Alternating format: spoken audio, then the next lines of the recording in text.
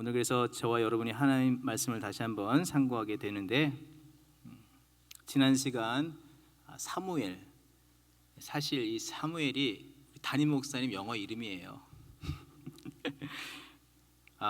이런 깊은 뜻이 사무엘, 사무엘의 삶과 사울의 삶을 우리가 살펴봤습니다. 그 가운데서 순종과 거룩한 정체성에 대해서, 예배의 삶에 대해서 우리가 상고를 해보았는데요. 오늘부터는 이 다윗의 삶을 우리가 꼼꼼하게 살펴보기를 원합니다. 특별히 이 다윗의 삶을 통해서 고난이라는 주제를 가지고 먼저 우리가 말씀을 상고해 보기를 원합니다. 하나님의 뜻을 떠난 사울에 대해서 하나님은 그를 왕위에서 폐위하십니다. 그리고 하나님의 뜻에 합한 왕을 세우시는데 그 주인공이 바로 오늘 본문에 나오는 다윗입니다. 하나님께서 왜 이스라엘의 초대 왕이신 사울 왕을 폐위하실 수밖에 없었고 다윗을 다시금 세우실 수밖에 없었는가? 그 이유는 무엇이라고 성경은 우리에게 말하고 있습니까? 사무엘상 15장 11절에 이렇게 말씀하고 있습니다. 그가 돌이켜 나를 따르지 아니하며 내 명령을 행하지 아니하였음이니라. 나를 따르지 아니하고 내 명령을 행하지 아니하였다.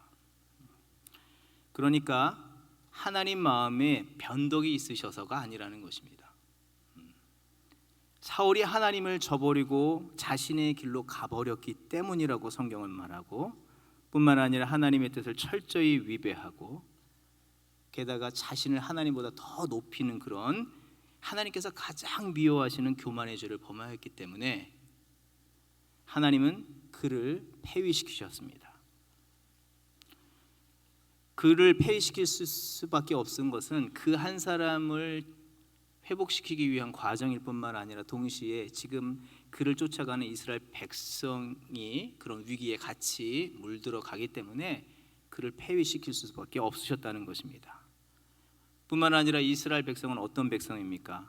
그냥 이스라엘만 가나안에서 잘 먹고 잘 사는 것이 아니라 하나님은 아브라함과 언약을 맺으셨습니다. 열방의 통로로 쓰임받기를 원하신다. 그런데 이 사명에는 눈을 감아버리고 마치 술 취한 비행기 기장이 그 비행기를 몰 때 비틀거리고 곤두박질 치는 그런 위기 가운데 있기에 하나님은 그 타락한 왕을 그 직분에서 내려서게 하실 수밖에 없으셨다는 것이 성경이 말하는 본질적인 내용이라는 것입니다. 그렇다면 질문이 있습니다. 이 하나님의 준엄한 이 책망과 하나님의 이런 조치에 대해서 사울은 어떻게 반응하는 것이 가장 건강한 방법이었겠냐 하는 것입니다. 우리가 알죠. 죄를 회개하고 그 악에서 돌이키는 것이 지름길이고 그것이 해답이라는 것입니다. 하지만 사울은요, 끝끝내 자기의 길을 돌이키지 않습니다. 오히려 사울이 다윗 죽이기를 위해서 약 10여 년을 쫓아다니게 됩니다. 여기서 다시 한번 질문을 하게 되죠. 과연 하나님은 그러면 이 사울 왕을 완전히 버리셨느냐 하는 것입니다. 영적인 시각으로 전환해 보면 하나님은 결코 사울을 버린 적이 없으십니다. 몇 년을 쫓아다니셨다고요? 10여 년을 쫓아다녔어요. 하나님은 기다려 주셨습니다. 몇 년을요? 10여 년을. 마치 집 나간 탕자를 기다리는 아버지의 마음으로 그가 언제 회개하고 돌아올 것인가 기다려 주셨다는 것입니다. 그도 지금 왕위에서는 직위를 박탈당했지만 그도 하나님이 지금 사랑하시는 하나님의 백성이라는 것입니다. 하나님이 사랑으로 그를 지금 여전히 품고 계시다는 것입니다. 하지만 오늘 본문을 볼 때 사울은 악의 악으로 갚고 있습니다. 악신이 들려서 다윗에게 창을 던져버립니다. 다윗을 완전히 죽이려고 했습니다. 여기서 악신이 들렸다는 내용을 주목해 볼 때에 이 18장에만 나오는 얘기가 아니라 16장에도 나오고 또 건너뛰어서 18장 또 다음 19장에도 똑같이 나옵니다. 반복해서 성경이 이렇게 얘기하는 것은요, 강조하는 일이고 이것은 악신이 들렸다는 그 상황만을 얘기하는 것이 아니라 영적인 심각한 상태에 왕이 빠져 있다는 것이고 그를 따르는 백성들에게 그런 동일한 위기가 임하였다는 것을 성경이 계속해서 말하는 것이라는 것입니다. 악신이 들렸다. 그리고 다윗이 수금을 연주했기 때문에 나았다. 그렇기 때문에 우리는 많은 부분 어디에다 관심을 둡니까? 어떻게 들렸대? 어떻게 나왔대? 어떤 악기래? 그 악기가 얼마래? 무슨 곡을 연주했대? 그게 본질이 아니라 어떻게 하나님의 백성된 하나님의 기름 부은 왕이 악신의 지배를 당할 수 있는가? 성령이 아니라 악신에 사로잡혀서 하나님이 가장 원치 않은 그 일들을 행하는가? 또 하나님이 기름 부어 세우신 두 번째 왕에게 어떻게 창을 던질 수 있는가? 이것이 우리의 질문거리가 되어야 된다는 것입니다.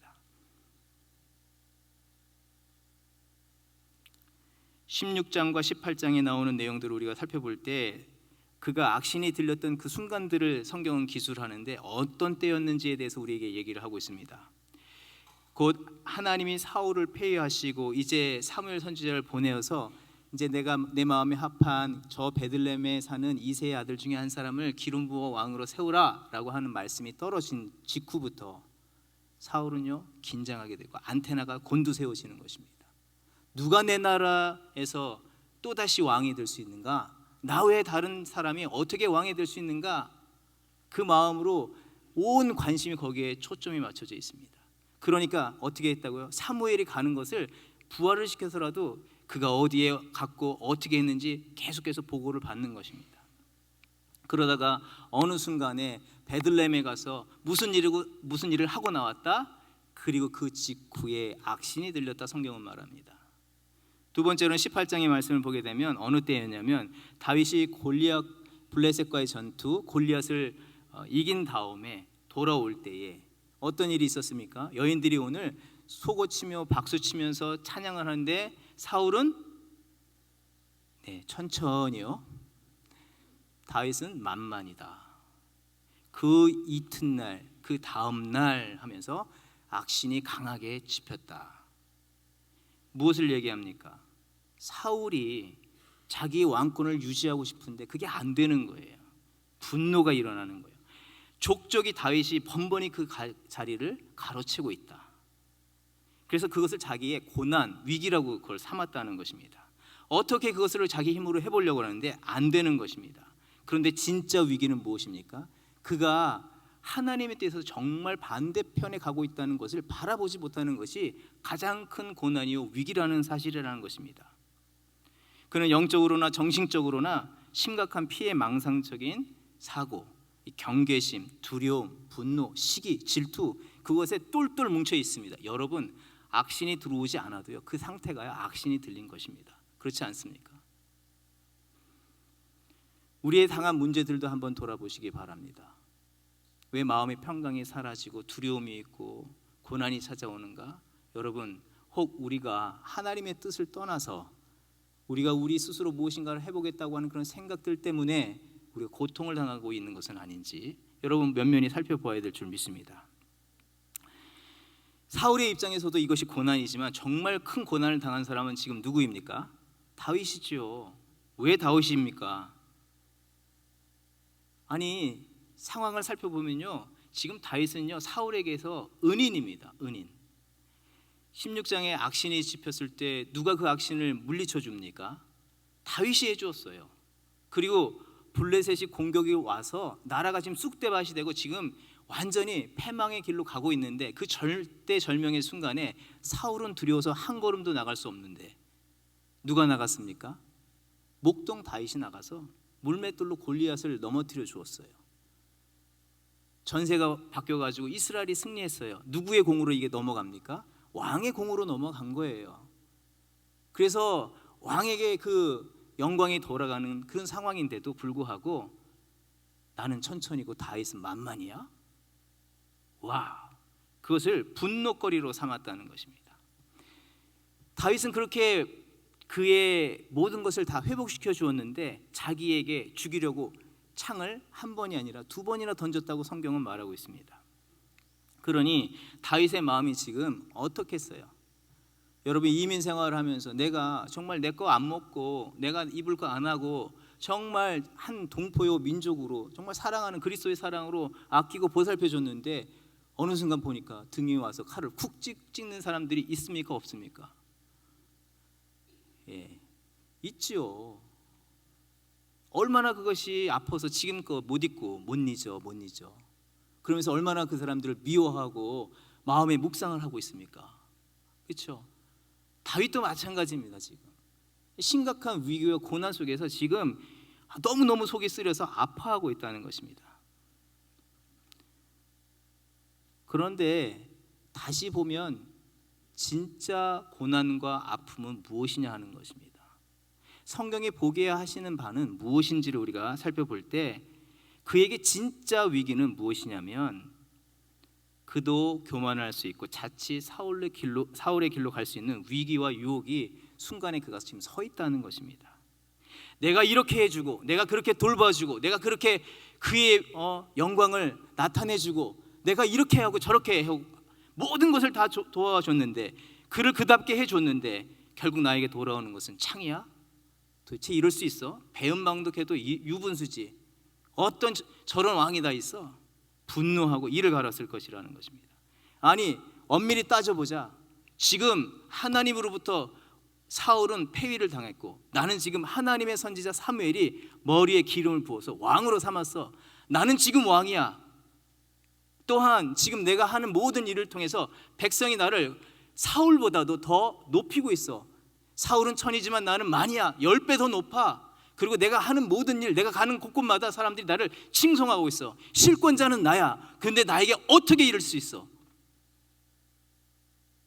누구보다 높다고요? 사울보다 높은 거예요.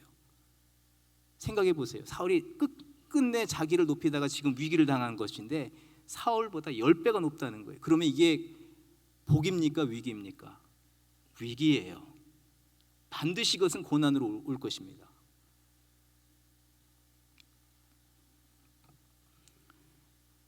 하나님께서 이 고난의 상황에서 우리에게 말씀하시는 바는 무엇이겠습니까? 첫 번째로는 개인 한 사람들의 인간사를 설명해 내시기 위한 하나님의 메시지는 아닐 거라고 보여집니다.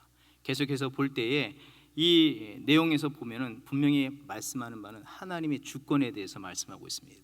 믿으십니까? 지금 사무엘서를 보게 되면요, 온통 하나님이라고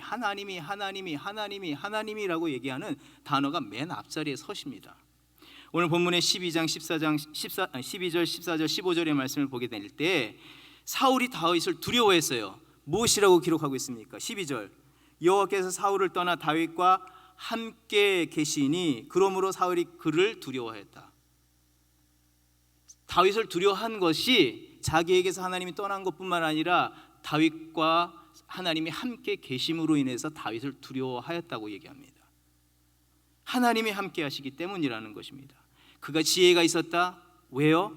하나님이 함께 계시기 때문이라고 14절은 말합니다. 그가 지혜롭게 행하였다. 그의 지혜를 온통 짜내서 한 것이 아니라 하나님이 주신 그 지혜를 따라서 행하였기 때문에 사람들이 그를 칭송했다는 것입니다. 그리고 오늘 본문처럼 창을 던졌는데 피했다. 어떻게 피했을까요? 답은 무엇입니까? 무엇을 얘기하고 있죠? 하나님이 피하도록 도우셨다는 것입니다. 믿으십니까? 하나님이 하시고 계시다는 것을 본문은 얘기하고 있다는 것입니다. 전쟁의 시작이나 전쟁의 승리나 사람을 세우고 폐위하는 것, 위기에서 생명을 보호받는 것, 높이고 낮추는 모든 것이 누구의 주권입니까? 하나님의 주권 아래에 있다는 것을 이 고난 순간 속에서 계속해서 우리에게 강조하여 말씀해 주신다는 것입니다. 그러하기에 교만하지 아니하고 자만하지 아니하고 자기 길로 가지 아니하고 하나님의 뜻 가운데로 나아오라고 하나님께서 권면하시는 말씀이라는 것입니다. 우리의 인생의 고난은 어디로부터 시작이 되어지고 있습니까? 첫사람 아담이 하나님의 뜻을 버리고 자기를 높이는 그런 일들 때문에 죄와 사망이 우리 가운데 임하였지 않았습니까? 다시 하나님 새 역사를 쓰시는데 이제는 그러해서는 안 된다는 것을 말씀하는 것입니다. 둘째, 이 상황 속에서 하나님께서 말씀하시는 바는 무엇이겠습니까? 하나님이 이렇게 무너져 있는 이스라엘을 다시 세우시기를 원하십니다. 사랑하는 성도 여러분, 하나님은 무너진 우리의 삶을 회복해야 하시기를 원하시는 선하신 하나님이신 것을 여러분 믿으시기 바랍니다. 고난 가운데 있습니까? 절망 가운데 있습니까? 혼돈 가운데 있습니까? 두려워하지 마시기 바랍니다. 하나님의 주권이 임하시고 하나님의 통치와 다스림이 여전하시며 오늘도 하나님의 그 능력이 우리를 붙잡으시고 새 역사를 써 내려가신다는 거 여러분 믿으시기 바랍니다.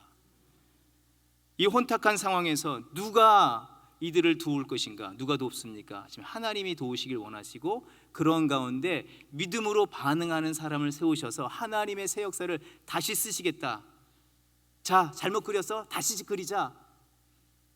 쭉쭉 찍고 다시 하자. 하나님은 늘 새롭게 다시 하시기를 원하신다는 것입니다.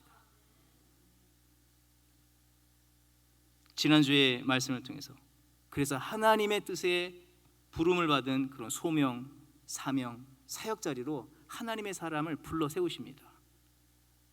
그런 사람들이 누구였습니까? 아브라함이었고요, 요셉이었으며 또 오늘 다윗이라는 것입니다. 그럴 때 하나님은 이들을 그대로 쓰시지 않는다는, 하나님의 원리는요, 하나님의 합당한 그런 모습으로 하나님의 사람을 세우시고 하나님의 방법으로 써 가신다는 것입니다. 아브라함도요, 믿음이 있노라 하면서 의심하지 않습니까? 그러나 하나님께서 여러 가지 방법을 통해서 그의 믿음 없음을 고치시고 믿음의 아비로 세우셔서 믿음의 자손을 만드시고 믿음의 나라를 이루어 가시지 않았습니까? 그 원리는 동일합니다. 하나님이 사랑하시는 백성은요, 하나님의 성품을 담게 하시기를 원하시고 하나님의 가치를 따라 살기를 원하시고 그런 삶을 통해서 하나님의 역사를 이루어가기를 원하시는 것입니다. 하나님이 주신 것을 통해서 하시기를 원하시는 것이, 하나님과 따로 우리가 원하는 바를 따라 따로따로 가기를 원하시는 분은 하나님 아니시라는 것입니다.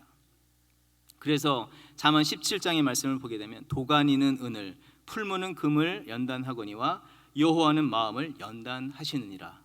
왜 연단을 하십니까? 하나님의 백성 삼으시고 하나님의 일을 온전히 이루어가기 원하시기 때문이라는 것입니다. 사랑하는 성도 여러분, 그래서 우리가 당하는 고난은요, 때때로 우리가 달갑지 않습니다.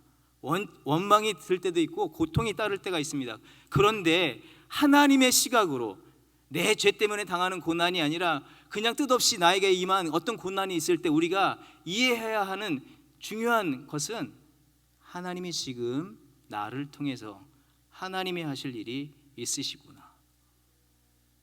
하나님이 지금 나를 통해서 하실 일이 있으시구나. 영적인 눈을 떠서 그것을 바라볼 수 있는 저와 여러분이 되시기를 주의 이름으로 축원을 드립니다.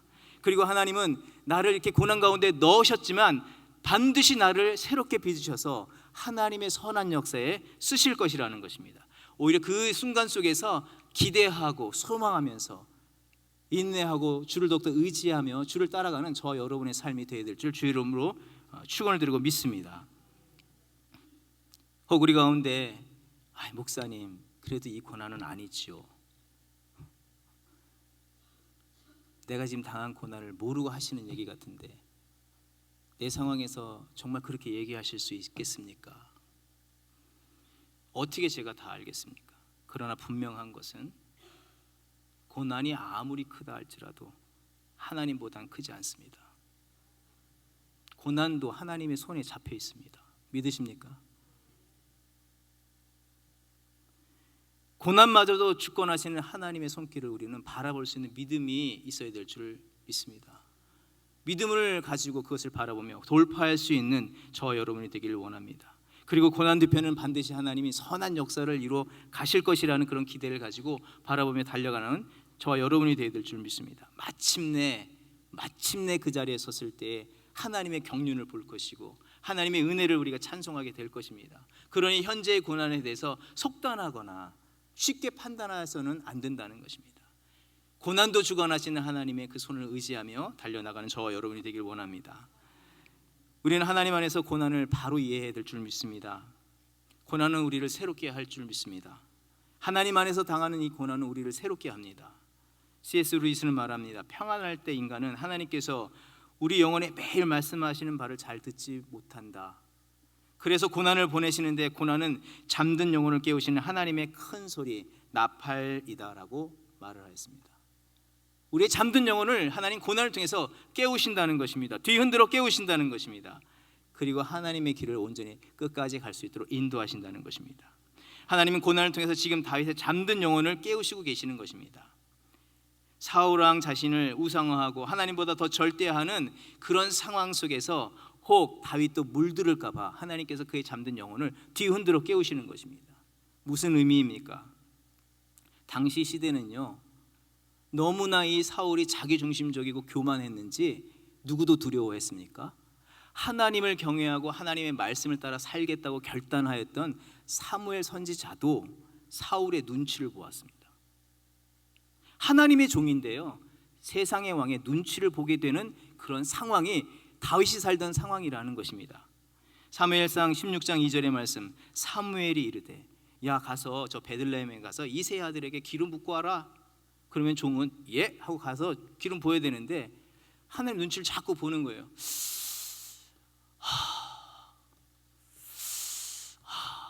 하나님 지금 이 상황을 모르셔서 이러시나? 그리고 입을 엽니다. 내가 어찌 갈 수 있겠습니까? 하나님 지금 상황을 좀 보세요. 보시고 얘기하셔야죠. 사울이 이거 들으면요 나 죽일 거예요. 이것이 사무엘상 16장에 기록되어 있는 말씀입니다. 선지자도 하나님의 뜻이 아닌 세상의 눈치를 보는 그런 상황이라면 다윗도요 물들어 있을 것이라는 것입니다. 다윗뿐만입니까? 그 시대를 살아가는 사람들이 경험할 수밖에 없었던 두려움과 절망이라는 사실입니다. 그렇기 때문에 하나님은 그 영적인 어둠의 고난 속에서 다윗을 깨우시고 그 시대를 깨우시기를 원하셨다는 것입니다. 그래서 바른 것을 보고 바른 길로 가도록 하나님께서 인도하신다.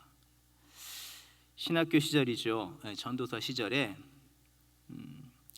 이 전도사 시절은 뭐 여러분이 다들 그렇게 저를 위로하시더라고요. 목회 길 가는데 얼마나 힘들어, 얼마나 고생이 되십니까? 정말 아시고 얘기하시는 거겠죠. 그런 속으로 경제적으로 어렵고 또 전도사 시절은 아직 젊으니까 사회적으로 여러 가지에서 미약한 게 많아요. 그렇기 때문에 어떤 전도사님이 고민에 빠졌습니다. 찾아왔습니다. 저에게 이야기합니다. 저 다음 학기는 쉬려고 합니다. 왜요, 전도사님? 무슨 일이 있어요? 가정의 형편이 좀 어렵습니다. 그래서요. 어떻게 하시려고요? 그래서 잠시 다른 일을 좀 찾아봐야 될 것 같습니다. 어떤 일을 하시려고요? 이 앞에 일식집에 스시 서빙 한다고 하는데 거기 자리 나왔는데 거기 가보려고요. 매우 중요한 학기였고요. 그렇지만 그렇게까지 전사님이 얘기할 정도라면 아주 형편이 어려웠다는 것을 가늠해 볼 수 있는 것입니다. 충분히 이해되고도 남은 일이라는 것입니다. 그 순간 하나님께서 주시는 마음은 이 고난의 골목만 탁 돌아서면 이 순간에 하나님 더 붙잡고 하나님 부르심에 따라서 조금만 더 가보면 하나님 예비해 주신 놀라운 은혜들이 있을 터인데 이 고난만 커브만 돌아가면 될 텐데 거기까지만 좀 바라봤으면 좋을 텐데 그런 마음을 주셨습니다. 어찌 했던지 간에 쉽게 이야기할 수 있는 부분이 아니어서 기도하겠다고 죄송합니다. 며칠을 좀 심사숙고하고 기도하면서 하나님 마음을 주시도록 기도를 했습니다. 그러고 나서 다시 만나서 대화를 하게 되었습니다.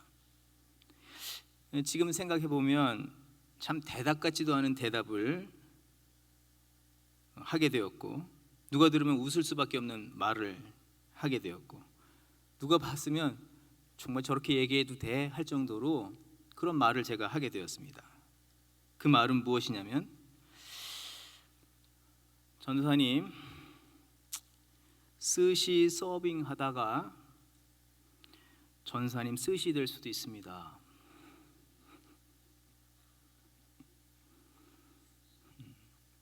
전사님 스시 서빙 하다가 전사님 스시 될 수 있습니다.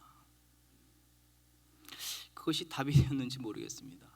아주 심각하게 받아들이시고 더 이상 대화를 못했어요. 여러분 신학교 다니다가 중도에 다른 길로 가시는 분들 끝까지 이 길을 가기가 참 어렵습니다.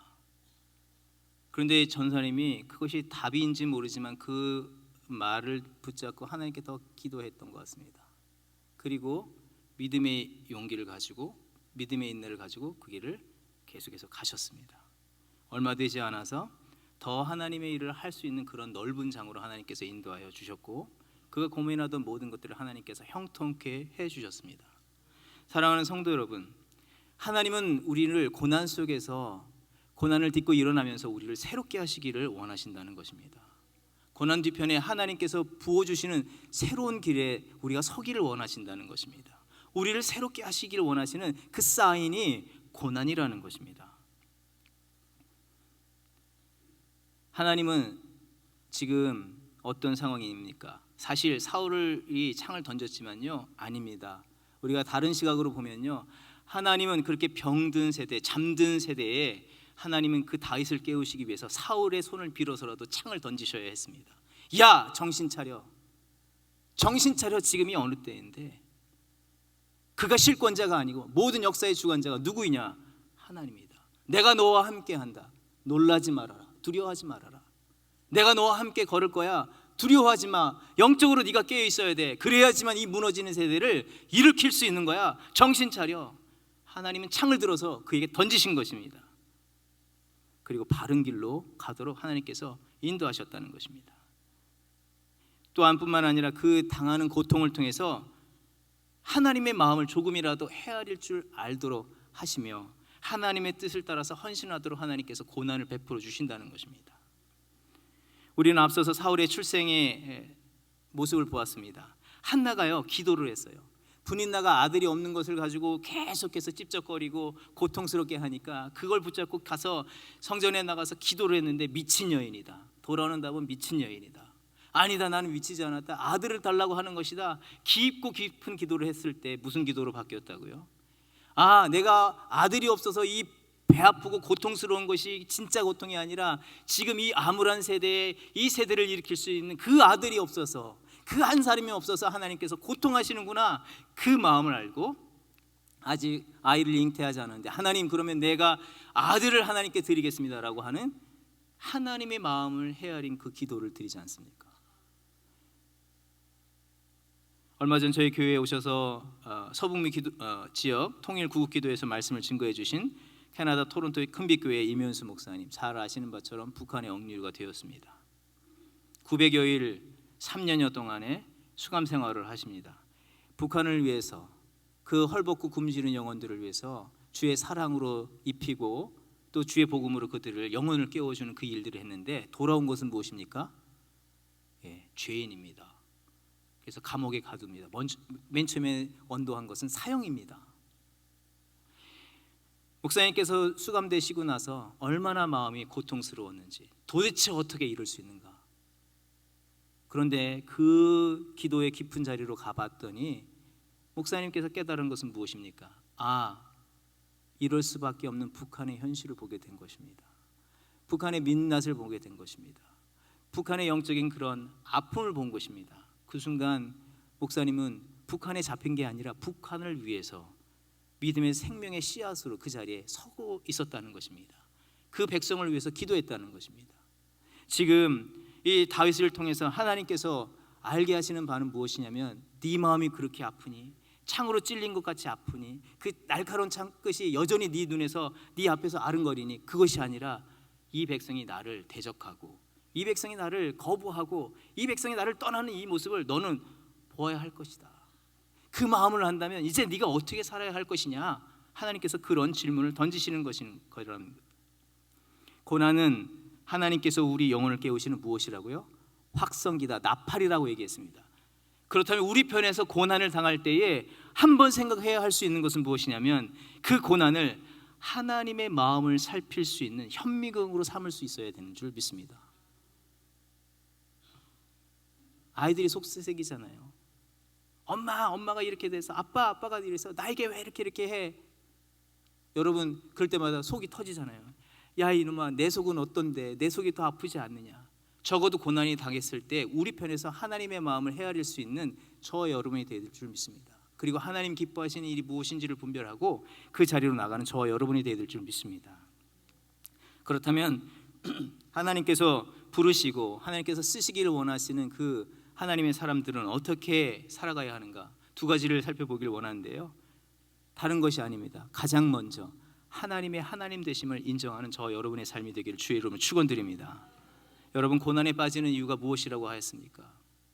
그리고 고난에 더 깊은 고난으로 빠지는 이유는 무엇이냐면 하나님의 주권을 인정하지 않기 때문입니다. 비록 내가 고난에 사로잡혀 있을지라도 하나님은 여전히 하나님 되십니다. 믿으십니까? 내가 고난에 빠져 있을지라도 하나님은 하나님 되십니다. 내가 고난에 빠져 있을지라도 졌다고 해서 어떻게 하나님이 하나님 아니라고 우리가 얘기할 수 있겠습니까? 그러나 고난이 깊을 때 우리는 그런 얘기를 합니다. 하나님 도대체 어디 있습니까? 정말 하나님 맞습니까? 그런데 맞습니다. 하나님 맞습니다.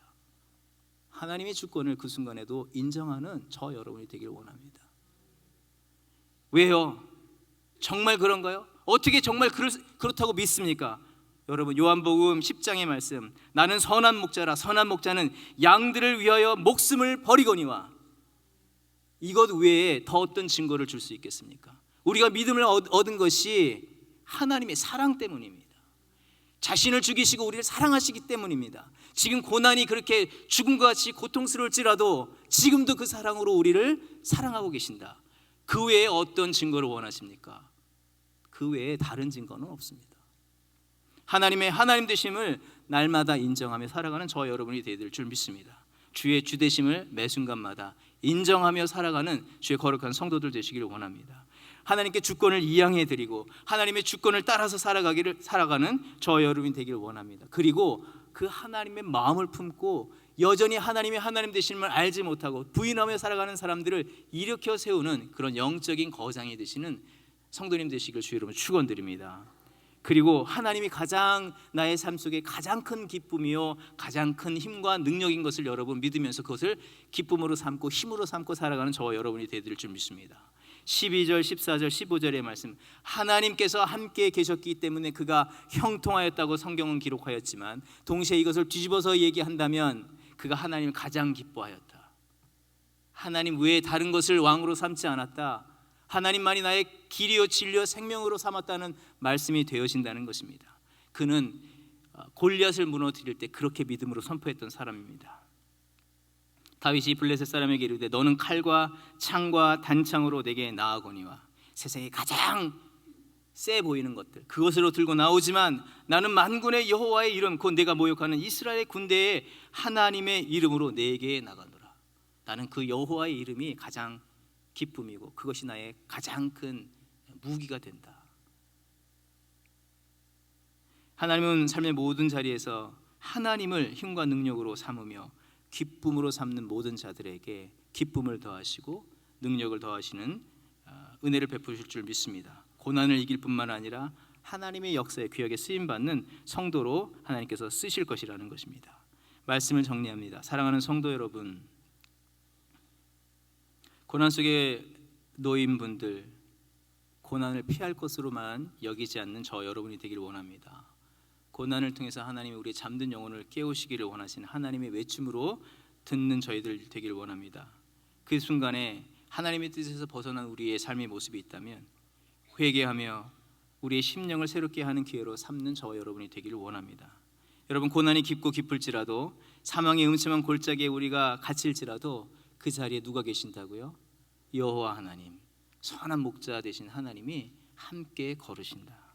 그것을 오히려 더욱더 바라보고 그 손을 더욱더 굳게 붙잡으며 걷는 저 여러분이 되길 원합니다. 또한 고난을 지날 때에 고난 끝에 과연 무엇이 있을까? 과연 저기는 무엇이 있을까? 하나님이 인도하시는 저 자리에는 더 어떤 것이 있을까? 믿음의 기대를 가지고 올 곳에 걸어갈 수 있는 저 여러분이 되길 원합니다.